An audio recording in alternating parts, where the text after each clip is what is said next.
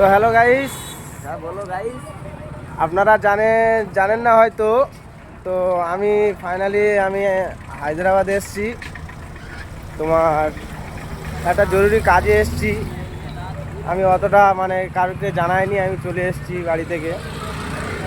তো হায়দ্রাবাদে এসে আমি এখানে অনেক ভালো ভালো জিনিস দেখেছি বা দেখতে চলেছি এখন। এটা আমার খালাতো ভাই, তোমরা সব জানো, ভিডিওই থাকে, অনেক ভিডিওই থাকে। তো ভিডিও অনেক ভালো ভালো ভিডিও আসতে চলেছে, সবাই অপেক্ষায় থাকবে।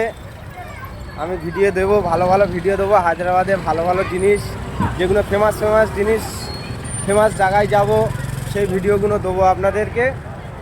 আপনারা লাইক কমেন্ট শেয়ার করে দেবেন, বেশি বেশি লাইক কমেন্ট শেয়ার করবেন। টাটা। তো এখন এসেছি চা খেতে, দেখতে পাচ্ছ একদম রাজকীয়ভাবে চা খাচ্ছি। একটা চায়ের দাম 35 টাকা। চা যেরকম স্বাদ আছে আমাদের কলকাতার মতো, কলকাতার থেকে একটু বেটার আছে চাটা। আমরা যেসব জায়গায় চা খেয়েছি, হয়তো ভালো ভালো কলকাতায় ভালো ভালো জায়গায় চা খায় না, তবে এই চাটা বেটার, খুব ভালো। কলকাতায় যাব, গিয়ে ভালো ভালো ফেমাস চা খাবো। ভালো ভালো ফেমাস জায়গা হয়তো চা খেয়ে ওঠা হয়নি। এখানে সব কিছু পাওয়া যায়, দেখতে পাচ্ছ বড় হোটেল।